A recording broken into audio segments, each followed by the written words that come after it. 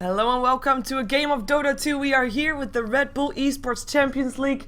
It is DK and LGD Gaming International that we'll see fighting over a point in the group stages. We are in Group B of this tournament. It is a LAN event, teams sitting right next to each other, and we'll see who is going to take the point that is here. Of course, this is a Beyond the Summit presentation brought to you by me, myself, which is Shiver, and of course my co-caster, Vikermond. Welcome back to the broadcast. Good to be back. A pretty interesting game going to develop here. DK with that last win, the actually very convincing, very impressive win, and stylish too. I really can't layer more superlatives onto it, but it was a great win. Yeah. The win against Tongfu actually means that DK are guaranteed to advance to the playoffs. So the pressure is off. This is the last game of their 4-game gauntlet of the day. The pressure is on for LGD International. Group B is the harder group. Basically LGD.int, Rattlesnake, and Rising Stars are all fighting for 2 slots. So one of those 3 teams will not be advancing.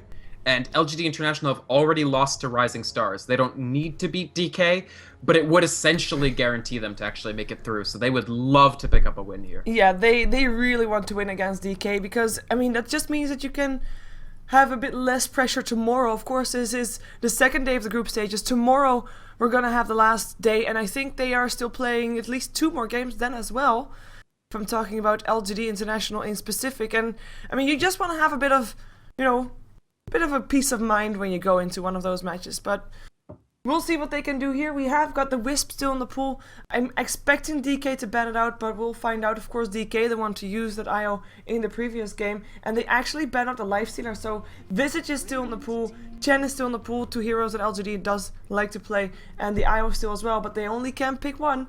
Bad Rider, Lifestealer, Alchemist, and Darkseer are the bans so far.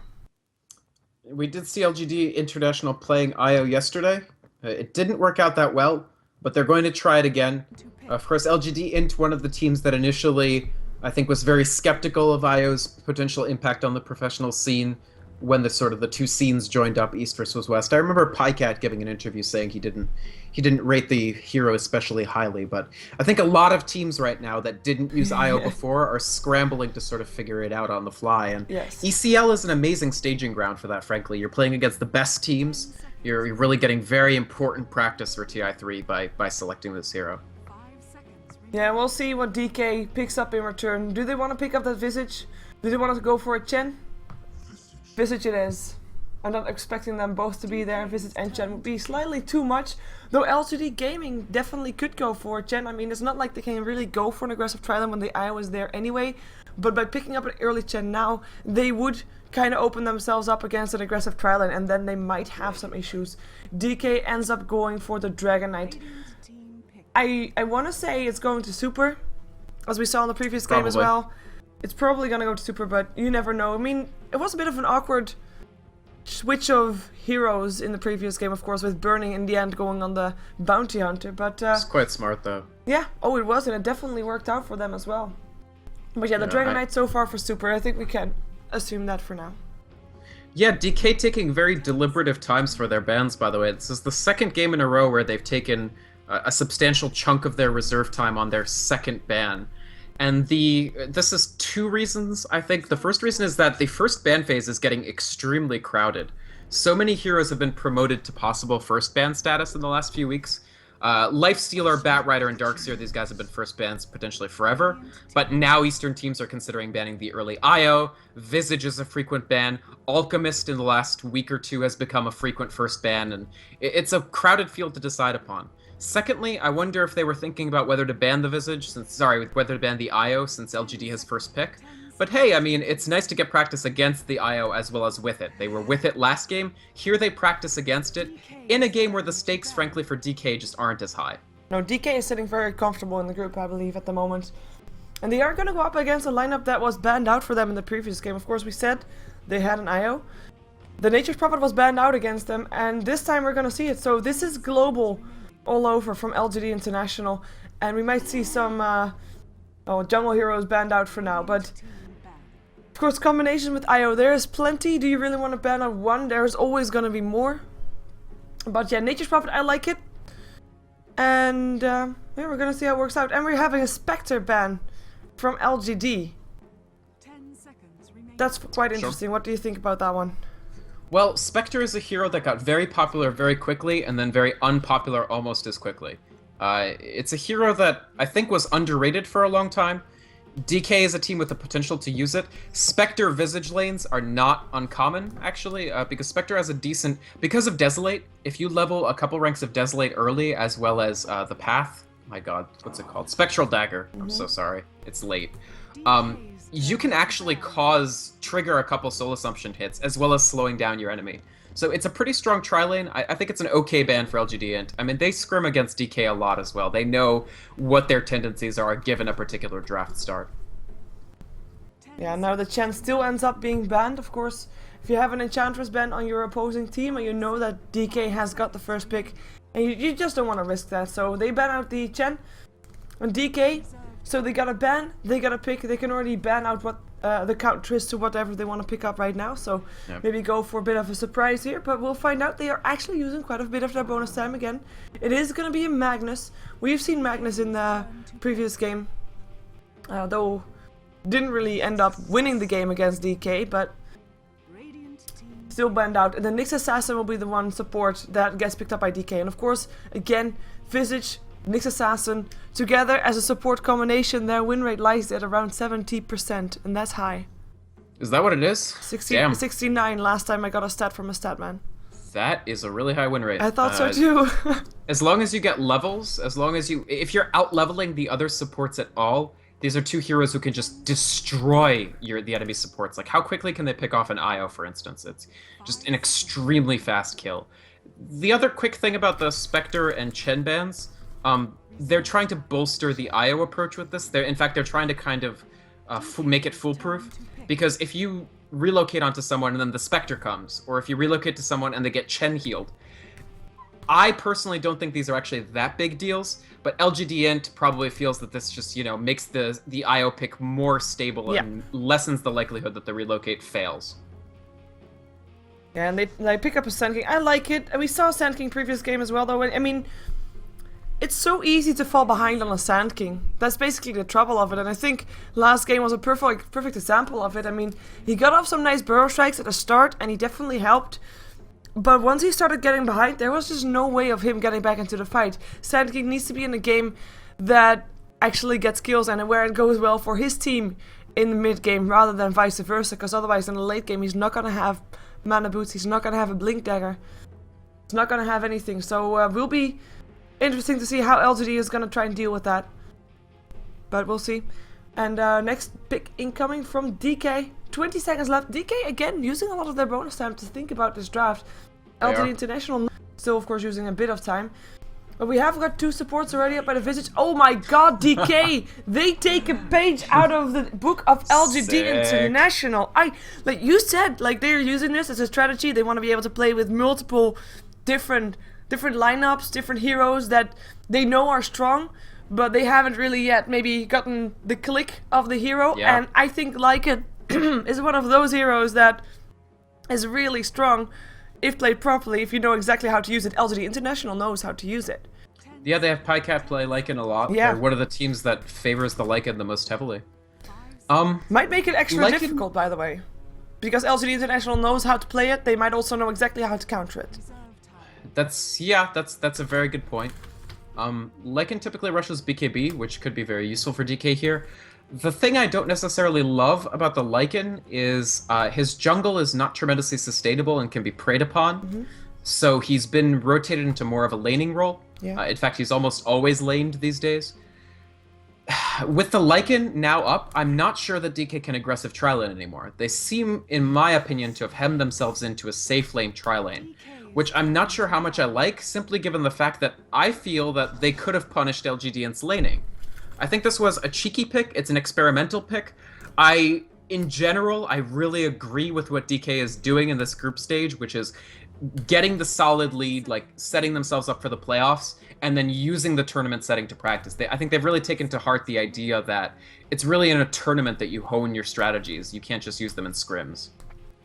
Yeah, and we have got the Vengeful Spirit picked up by LGD, and I'm actually kind of hoping that Sand King and Venge are gonna roam. And we know that LGD is a team, LGD International is a team that goes for early aggression, goes for that early gank. Right. And I would like to see if that. they roam, What's and Io Nature's gonna do? Prophet, Yeah. what exactly? And they need a mid, right? Like, unless you're doing Is it a Nature's carry Prophet. Venge? Yeah, so The that's what I Vos was style? gonna say. It could be farming Sand King. It could be farming Venge. Venge actually secretly has gotten a little better as a carry. Her usual problem before, if you wanted to sort of try farming the Venge up, is that she has horrible strength, but her starting strength got substantially improved. Yeah. That said, it's a pretty speculative pick. I think maybe they'll farm up the Sand King for a fast blink. That's probably the more reasonable way to do this. Well, it's a bit disappointment, but still works strong. Bounty Hunter gets picked up by DK again, so Again, we'll see who plays what. If King J is going to be playing the Like It and indeed then burning again on the Bounty Hunter? Probably, I think. What do you think? But then how are they going to lane things? sorry, for the Bounty Hunter? Yeah. I don't think Burning will be playing it this time necessarily. Although it's certainly... He did an amazing job last game. He didn't die Anyway. at all. Yeah. They have other options. Like, there is a Dragon Knight mid, so they could run Sand King mid and then pick up a carry right now. There's still a ton in the pool. In fact, the only real carries taken out, Alchemist, Spectre, Lifestealer. I think it's no problem to run Venge, Io, carry, Gyrocopter? the SK mid with an early Caustic Finale to punish the Dragon Knight and Nature's Prophet offlane. Yeah, you're right, Gyrocopter's available. It's a hero Pycat loves. Nope. No Nope. can do. Well, I was way off on that. Mid game is what they shout. Of course, DK, they have got also late game, but mid game is also very strong for DK. I think we're gonna see a very active game from these two teams. They kind of need to be active to be able to make their lines work, or because they're both needing to be active, they're both not gonna be active, you know? But we'll find out. We'll find out. I think at least that DK has got the very late game in their pocket. And it all depends on how much farm Brax gets on his Nature's Prophet, which is, by the way, one of his signature heroes, so I think he's going to be very happy to play that. I think DK... Pycat I'm also... King. Just saying. Sorry. Yeah, so this is... I think this looks like, at this point, the TA mid. For a brief second, I thought they were going to do something like side lane TA and still have the Sand King mid, but no. It's going to be G on the Templar Assassin, the Sand King Venge IO tri-lane, which I think we talked about. The Sand King will take the farm in this lane. Yeah. This is fine. Fast blink can make a big deal. But yeah, they're going to fall off like nobody's freaking business. Okay, pause coming in from DK, but let's just, we already went over it, but let's just officially introduce the teams. LGD International on the Radiant side, you are watching, of course, the RedBull Esports Champions League 2013 live from the venue in China somewhere. I really don't know where actually. But group stages, Group B. Important match for LGD International, not so much for DK in terms of wanting to win this to be able to make it through to the playoffs, which start on Saturday. It will be Brax playing the Nature's Prophet, Pycat on the Sand King, G playing the Templar Assassin, 1437 on the IO, and Misery on the Vengeful Spirit on the Radiant side for LGD International. Yeah, my brain is just, it's melting a little bit from this draft, but, maybe it'll work. I'm running out of analysis abilities here at a rapid rate as we You don't have to analyze anything, and then I just have to introduce DK. And then just introduce DK. Sweet. I know. That is something that I can manage. Burning on the Lycanthrope, I think as expected. He'll be joined most likely in a tri-lane by MMY Die on the Nyx Assassin, QQQ on the Visage. RTK will take up the off lane as the Bounty Hunter, and Super will be reprising his role for the last game as mid Dragon Knight. DK, Dota King's Dragon Knight. Yes. Cool cosmetic stuff for Burning, although I hate that eye patch. I really do. I agree. Like, that's the one thing that, to be fair, I like the hands most, and the rest kind of looks like his normal self. But his hands are cool. Actually, his back actually also looks awkward. That's actually the belt. I don't know. Anyways, yeah. Okay, cool cool set for birding. So, LGD International rotates top. They actually smoke up before going into the dire jungle. Brax, dude, your team is moving. Brax? Oh, he's microing. I'm sorry. Yeah. Getting a little harsh on Brax here. Sorry. Shots, I can't help it. Shots fired a little bit. I can't help it. Well, they won't be able to find anybody just yet. We see the rotation, of course. We see where DK is at. Oh, they might find QQQ. In comes the tether looking for the burst up, but it's level 1. He has to dive the tower for it. Is he? He's gonna dive the tower for it. The stun comes in as well. Pycat still taking tower damage and will stay alive. The first blood goes away of Brax. In comes burning. Pycat pops himself, running away. He's gonna be able to chase the rest of his team out of the jungle right now. It looks like DK is just gonna accept their loss, not gonna chase it down. And that's a very aggressive first blood. And Brax, the one with the kill, the one with the micro, takes the gold. Right, they get in and out. Of course, Wisp IO does give you that extra movement speed on the tether. Part of what helped Pycat get away from that. I think somebody also diverted the tower aggro onto themselves. Good move to make sure that Sand King doesn't die for no reason. And a first blood like that is something that DK with their heroes can't really punish. I mean, this is the thing with this cheeky Lycanthrope pick. Lycanthrope buffs the rest of his team with Howl, but he himself, like, Burning was first on the scene, right? How does Burning punish somebody for ganking at level 1 with Lycanthrope? The only real level 1 hero that they have, or 2 rather, are the 2 supports.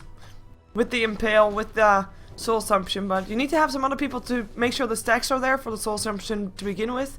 And the Impale, and what is he setting up for, right? No damage from other people, but LGD, I think they're going to be quite happy with this. They rotated into a safe trial lane where Pycat can take the farm. We have the mid lane going the way of G, and then the off lane for Brax on his Nature's Prophet, who's going to be just okay up against that trial lane for now. And he might even rotate into the jungle if he feels that he is going to be in some trouble. In the meantime, QQQ and MMY are not giving him any trouble just yet. They're just trying to get their own farm on the Treants, which is okay. But it's not really getting them anything all too much. I mean, I guess the lanes aren't all that surprising. No, given the lineups, the lanes actually shake out the only way you could expect. DK had this... until they picked the Lycanthrope, you have this guessing game of, well, are they going to run aggressive or safe? But Lycanthrope, quite simply, and I don't feel I'm being too adventuresome when I say this, he cannot be running an aggressive try. He has to be in the safe lane try. He has to. And he is trying to farm up. Has got some wolves now also to help him out. He's got 6 last hits so far. Not too bad. Nature's Prophet got 4. I mean, we can't really compare them because, of course, Brax is on the suicide lane. We can compare him to the Sand King, I guess, in a way. 9 last hits on Pycat, so Pycat wins. In the meantime, in the mid lane, G is sitting on 12 to 6, 13 to 6 right now. Super 5 to 0. So G has got this under control. Very much so, even. Yeah, I mean, TA, a hero who isn't played that much recently, but she still has great potential. She's able to deal very, very large amounts of damage. Before Dragon Knight has, like, a huge amount of armor, Meld can at least bring him substantially down, really reduce his survivability, and G can just consistently harass him with this pure damage from Psyblades that ignores his armor, as well as, if he wants to dive in, the Meld. Yeah, look at LGD on the bottom lane. They look to go for pickup. Dude, they do have only 1 sentry. Oh, never mind. They picked up Dust. So the Dust will be there for Misery should they find R2K at a location where they can possibly take him down. Look at the aggression also. Very aggressive. And very, I mean, aggressive posture is taken up by both teams in some respect. The Lycan is less pressure, but of course, Lycan is one of the consummate tower pushers, right? Leave him alone, and he will kill a tower, maybe even through backdoor, although backdoor was buffed, and I'm not sure he can chew through it with ultimate anymore as easily as he used to be able to. Yeah, I have to say, like G in the mid lane, he's of course winning his lane, and actually really heavily, because he is level 5, while they're still level 4 up on the Dragon Knight. I wouldn't mind to see a rotation coming up from DK. They are not really doing anything top anyway with the supports to try and take down a Templar Assassin, but even if they can't, which they might not be able to, they at least give Super some extra space, but he is really suffering here.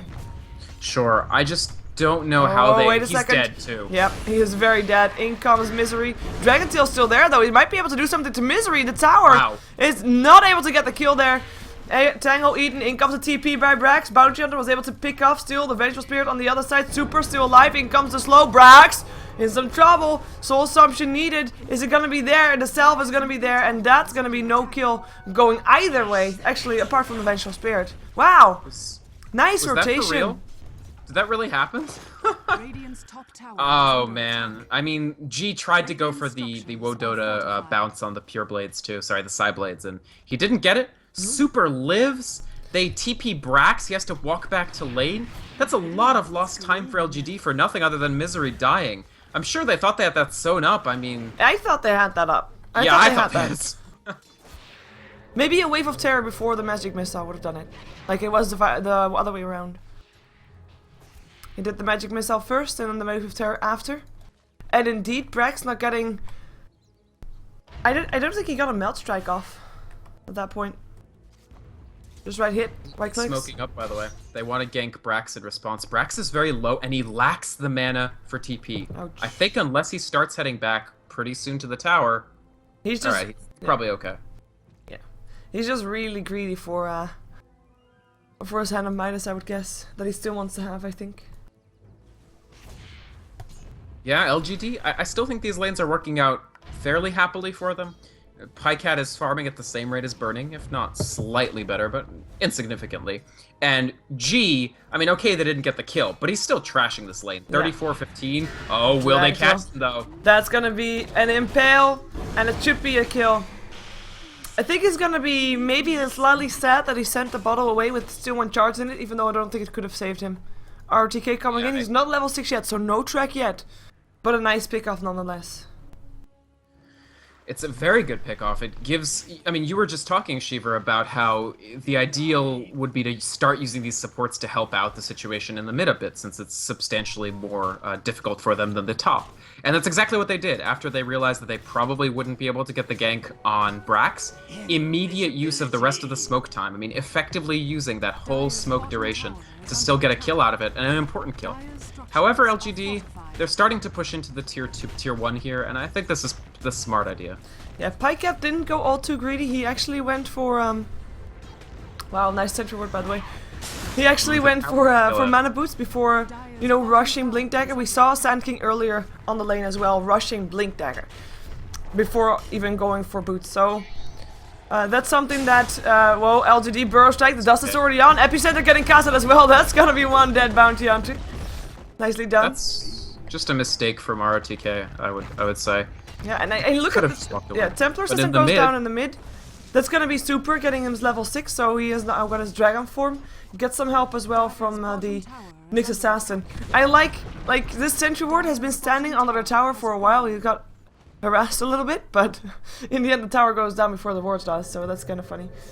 I mean, RTK there, he used Shuriken Toss to try to get a last hit, and I think that may have taken him down the minimum mana to actually Shadow Walk away from the fight, so... I'm not sure what the rationale is there, but it's been a long day. And DK has been playing since the very first game.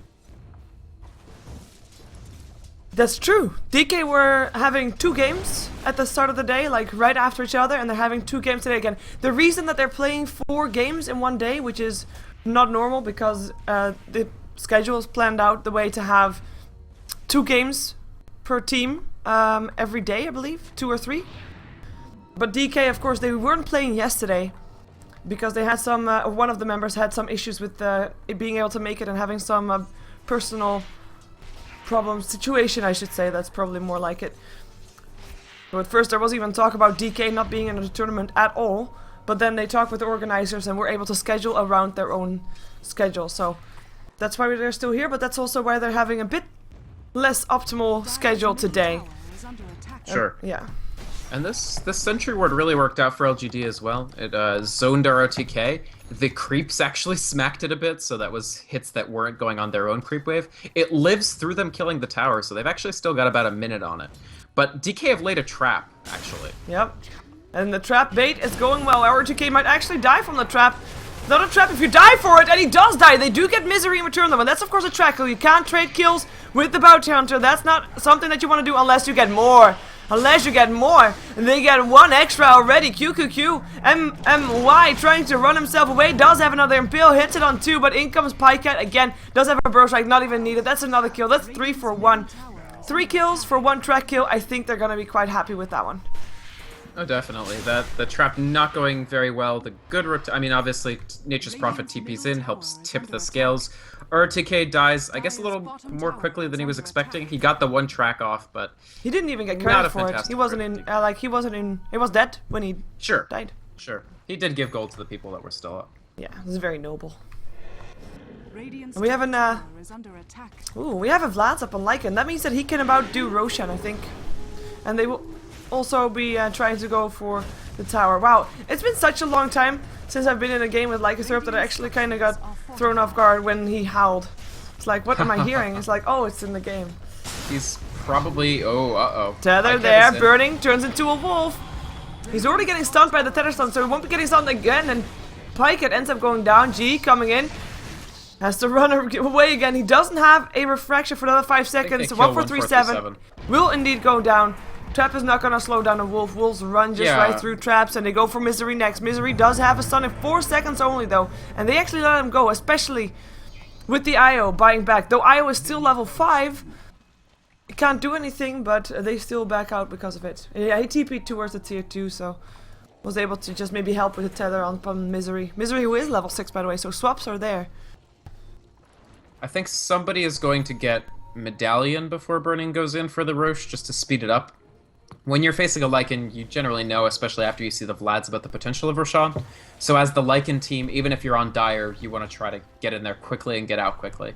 And we might see Medallion built... I mean, Burning could build it, but more likely I think we see QQQ on the Visage make the Medallion. And just do it from the high ground while Burning runs in. Smoked up, by the way, DK. Yeah. They're going towards top lane. Nature's Prophet is sitting around there. Nature's Prophet backs who is having the Hand of Midas, and with that is starting to do very well on that net worth chart. He wasn't doing as well at the start of the game, but of course Hand of Midas helps him, picks it up. And he's actually highest on his team right now in terms of net worth. But that Lycan is the highest. And he actually has the medallion for himself right now. Yeah, he does have the medallion. That does give him the fairly easy Roshan. I mean, if they didn't want to wait for the Visage, which, you know, unless he gets kills, QQQ is not going to have that money for a while. I am somewhat intrigued that he didn't choose to walk into Roche when they were smoked up. Now there's actually a TA trap in there, so LGD International will know. That's the nice thing about TA traps. They're good for vision of something, like they don't actually give you good vision, but they give you just enough to understand what's happening in a particular place. Yeah, like runes, or indeed Roshans. And the rotation comes up from a smoke for LGD. They go top, they only have a Vengeful Spirit and IO. Never mind, Pyket's there as well. And they're gonna try to pick off RTK. They do have detection there. There's the swap, the stun, the dust, the kill. I don't think it's gonna be that big of an issue. Sure it does. Actually, it does a lot of damage to 1437. RTK, he's on the run. In comes Super. He's able to pick up a track kill right then and there with the haste rune. Goes on Pyket next. Gets a stun on the face. But QQQ was already there. Burrow Strike trying to stay alive. Is just on the tree line. Will be able to run. But RTK doesn't die.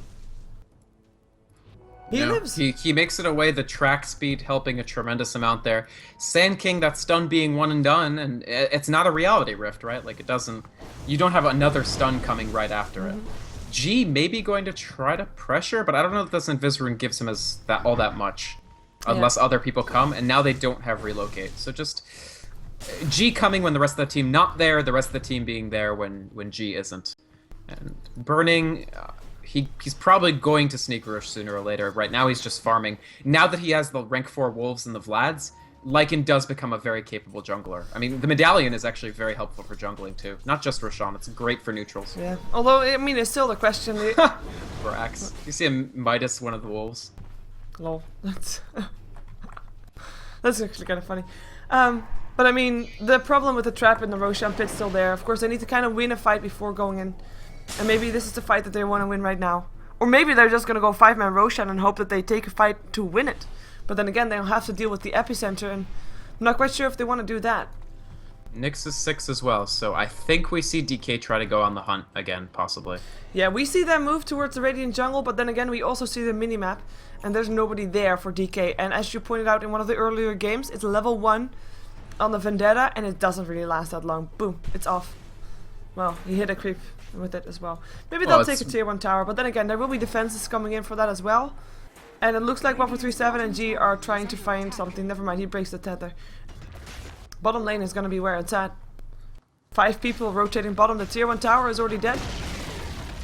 Radiant's bottom DK are a little split up. The question is, can LGD take advantage of this? They still don't have relocate. Well, Burrow Strike Here's the up on stuff. Super. Epicenter being charged as well. That's gonna be Super down. But 1437 taking a ton of harassment as well. Tethers himself away. But in comes the rest. Track and Shuriken toss. That is one IO on the floor. Visage in the meantime gets traded. Misery is gonna be the next target. Tries to deny himself to Roshan, but will swap himself into safety. Will the Wolf get him? No, he won't get him. He will live. Huge plays. Huge plays, but they do get to take the Roshan. But huge plays. That was nice. Dire's top tower. Little bit of fatigue showing, I would say, for DK. Still playing pretty well, but Visage using Soul Assumption on Templar Assassin with many refraction charges up. It's okay to peel a refraction charge, certainly, but maybe could have done more on another hero. Also, Nyx just completely whiffed ultimate. Sorry, not ultimate, Impale. But it's fine. It's a fine trade. They lose Super. That's not something they're happy with, but they pick up the Roshan and they get the Aegis for, I assume, Lycanthrope. Yep. Yep, and they're gonna come in from the side. There is, of course, a Vendetta up, and he gets already hit, but doesn't matter. Nice Burrow Strike. That's gonna be Sand King safe. Tower still Another goes tower, down. Vendetta is therefore wasted, but at least, Dire's top you know, tower is under they don't attack. die. They lose the tower, they would have lost it anyway. That's all tier 1 towers down on the side of LGD International, and they still have to take the tier 1 tower on the mid lane on the side of DK, but only 1 tower difference in terms of kills. There's only 1 kill difference in favor of DK. We have got 2k, let's make it 2k gold in favor of DK, which is really not that much. Experience graph also very even still. That Aegis might make a difference soon though, if DK wants to put it to use. What it lets them do is basically every time that they have the Dragon Knight ultimate and the Lycan ultimate, I feel that they can push, and there's, barring a very, very nice epicenter from Pycat, which, I mean, they don't have a particular, like, perfect IO pair, but Sand King is by no means a bad one. If they jump in at the right, unexpected angle and Sand King gets a huge epicenter off, that can be a difference maker in a fight. But Burning, I assume, is going to just beeline for BKB, and that'll make a big difference also. Yeah, LGD is they're just looking for kills. They can't find it though. And in terms of relocate kills, there's not that many easy to kill targets. Visage would be one, but Visage is gonna make sure that he's never by himself. And other than that, there's not really someone that can really die instantly. It's just also, if you take the Sand King, you have a good stun, but not that much damage unless you use an epicenter for it. If you take the TA, you have amazing damage, but you don't have a reliable stun. Yeah. So it's this odd little dilemma, partially solved by the fact that they have a Nature's Prophet who can participate, but partially it's as you said, Shiver, there's not that easy targets. In the meantime, G went for Yasha, so it's gonna be more of a carry build than anything else. No Blink Dagger or anything like that. Dire's middle tower is under Oh, attack. they're gonna try to deny the tower here. Here comes Burning, but RTK already there. Misery will get dropped down. Unless he can make a brilliant swap again. He does make a brilliant swap, but this time there were a lot of people around there. G still able to pick up the tower, and here comes the relocate. People to help him out. Burning gets a Burrow Strike, will end up going down, but he had an Aegis, so he'll be up in his second again. And LGD, are they gonna get cleared? It looks like they might be. Io actually staying alive on very low HP, relocated back to base, but he's the only one that lives on 4 HP. And they do get that courier though, on the Dire side, right? Yeah, that was a Dire courier that died. Brought sentry words on the side. Just sentries. They got the tower, they get the courier, they get the Lycan. Didn't no, Well, they got the Aegis. Aegis rather, and of course RTK. That's it though, and they lost 4 for it. Yeah, I would say that that's not the fight that LGD had wanted. You saw sort of what they regarded as the best Sand King combo there, which is that he charges the epicenter as the relocate is finishing, and you TP to the exact right spot to deal tremendous damage with it. Yes, as far as it goes, that's great, but in this case, the main thing it got was the Aegis off Burning. Burning! That's some confidence. I don't think he actually gets even the big creep. He does, still.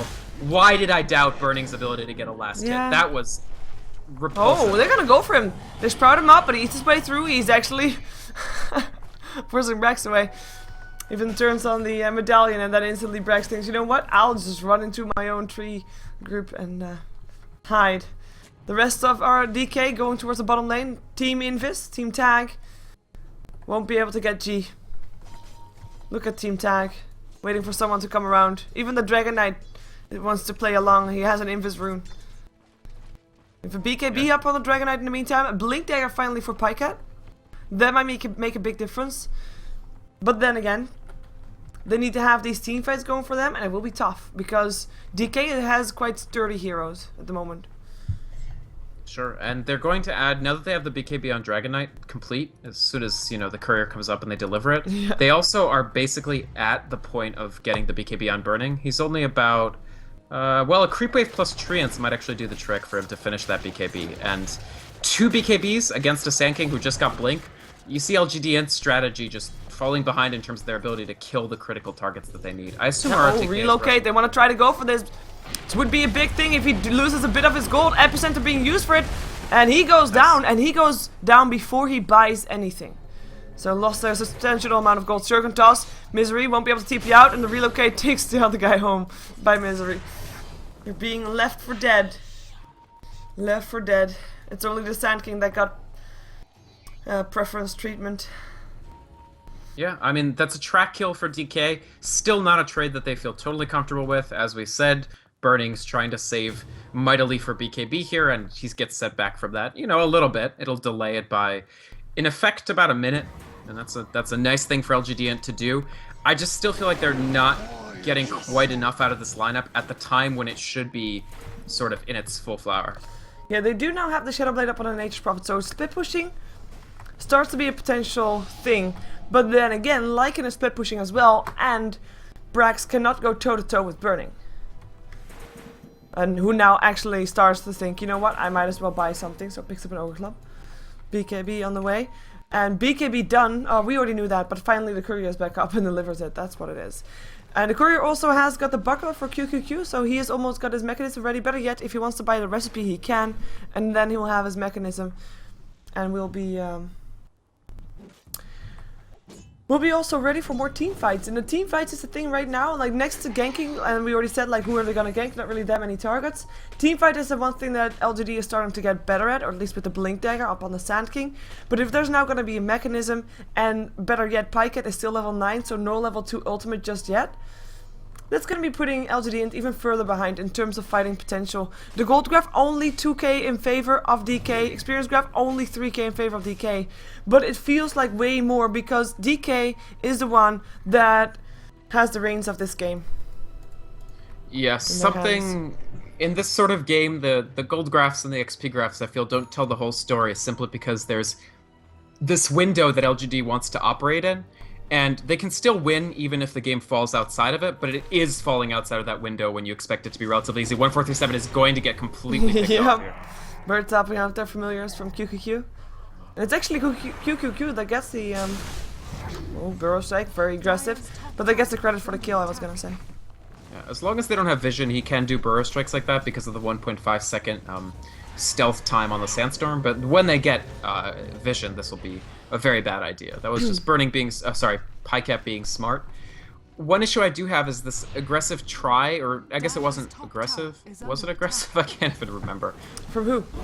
No, it was a safe lane try lane for the Sand King. The Sand King is struggling to get levels. His farm is sort of just stood still. He doesn't have the Caustic Finale. It's only rank 1, so it doesn't clear creep waves quite as quickly as it could be if it was higher rank. And, I mean, Pycat, he got his blink at a good time, but it hasn't made that much of a difference so far. Not at all. I mean, there's first going to be a fight where DK is actually grouped up. And I mean, DK hasn't really been attempting to take any team fights. It's all been LGD International. And I mean, DK is just doing whatever they want to do right now. We have Bounty Hunter almost finishing up his own BKB. Just needs about 400 gold. And they have been trying to find kills, but not with their whole team. Right. Maybe now we're going to see a bit more rotation. I mean, the tier 2 towers are still standing on the side of LGD International. Might not be standing very strong, especially the one in the mid lane, of course. But I think that's going to be something that DK probably wants to take out sooner rather than later, just to give the potential of the split push of Burning a bit more of an edge. Nice stuns, but they actually... Did they actually get the 2 familiars, or did he just resummon them? He just resummoned them, so no kills for... Yeah. I don't think we should necessarily discount the potential of the Templar Assassin to become strong later. The issue is that they need to get to the point at which she can start carrying, which is not there yet. G, I think he almost certainly makes his BKB first before he does anything else with this Yasha, and so it'll be a while before the TA can sort of take the mantle of carrying. She is an agility hero, and that's not nothing, but he's not at the point that he can sort of act as a semi-carry or hard carry, nearly. Yeah, we must still not forget the potential of Brax as semi-carry. I mean, he's building towards the Hex. That will be an important thing to have, especially since the BKBs are now already up on the side of DK, and hopefully for LGD International, those 10-second BKBs will be used, like, soon. Hopefully they can bait him out or something like that. Wait a second. Here comes Pycat, but the BKBs get turned on. Swap it to safety for Pycat, though. He lives for the moment, as does Misery, giving his life for that one. He TPs himself out. It will be 1-4-3-7. They will give a track kill.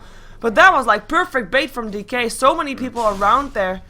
Well, also, MMY, die. Big plays there, stopping the epicenter. I think only about, I don't know, a 1/10 of a second before it actually triggered. Yep. That was very timely. And that's probably an easy second Roshan for them. Very easy Roshan. There's not going to be anything that LGD International can do against this. Like, not at all. No, I mean, they can't even try, frankly. They don't have relocate. They don't have epicenter for a long time. He's still level 10, although he'll get level 11 in, you know, one more creep kill. And that's the second Aegis. This is... Did they really just all chat the... Thank you, says Pycat. Thank you. Yeah. I'm sure they have their own timer, but that's still a funny little mishap. Bottom tower is under attack. Meantime, whoa. RTK, hunting, Brax, tracked up. Shadowblade won't save you now. Maybe a Sprout if he's well placed. But he still has a... no, he doesn't have a Shuriken toss. Dire's top tower is under attack. They don't see him, though. Nah, he TP's out. For DK right now, it's enough to just warn LGD.int off of any attempt at a push. Continue bolstering your own one. You see them pinging that second to last outer tower. With Lycan holding an Aegis and DK leveling extremely well, their push is really, really, really strong. I think it's only a matter of time until DK feel confident enough to conquer the high ground. You don't see Lycan very often, so it's easy to forget just how quickly this guy chews through towers. He doesn't use his ultimate for that tier 2. To me, this suggests they might just go ahead and push it. Yeah. I mean, what's gonna stop them? Right? No, not much. Not much at all. Here's the new wolves. I'm still waiting to see if he uses ultimate for this. They haven't committed just yet. Here we go. High ground. They've got 2 BKBs. LGD.int. They're trying to maybe get ROTK, but this is the wrong thing to be doing right now. Yeah, and he's sitting comfortably in his 10-second BKB. Blink forward, he will get another burst strike off. He doesn't get the kill though, and in the meantime, his own tier 3 is gonna go down. The bursts get picked off by G, but the Rack's now under siege. There's no wolves anymore, but there goes the BKB. There's the wolf for more BKBs. G tries to make something happen, but look at the physical damage. No BKB will save you then. And that's gonna be 1-4-3-7 and Brax brought to justice. In comes the Burrow Strike, in comes the Epicenter. Nyx Assassin will end up going down, but as does Pycat very fast. And that is gonna be 4 dead on the side of LGD International with the only one left alive, Misery. They are gonna continue. Easily get this. They have another Howl available. No ultimate from Burning, but oh man, that was such good play from DK. Yeah, Howl is a tremendous spell, frankly. Yeah, if Lycan were considered a better hero, people would complain about how OP Howl is.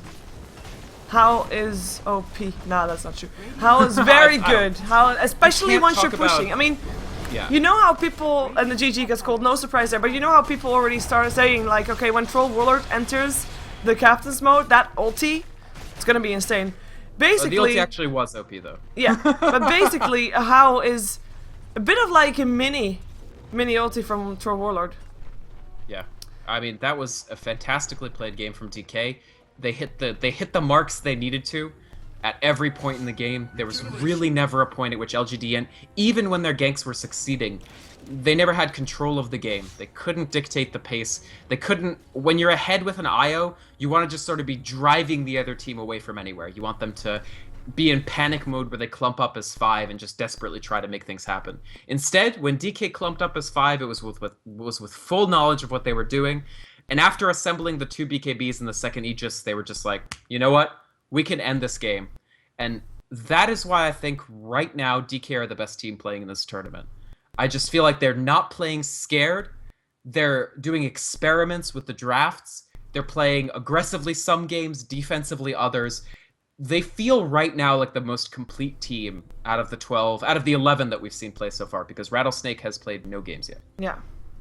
And that's true. They're going to have a lot of games tomorrow, I guess. But yeah, we are going to see another game. The last game of today is going to come up. No DK, no LGD International, but we will see Tung Fu together with XPY, or Xiaoping Zhou, if I pronounce that properly, which I probably don't, but I try.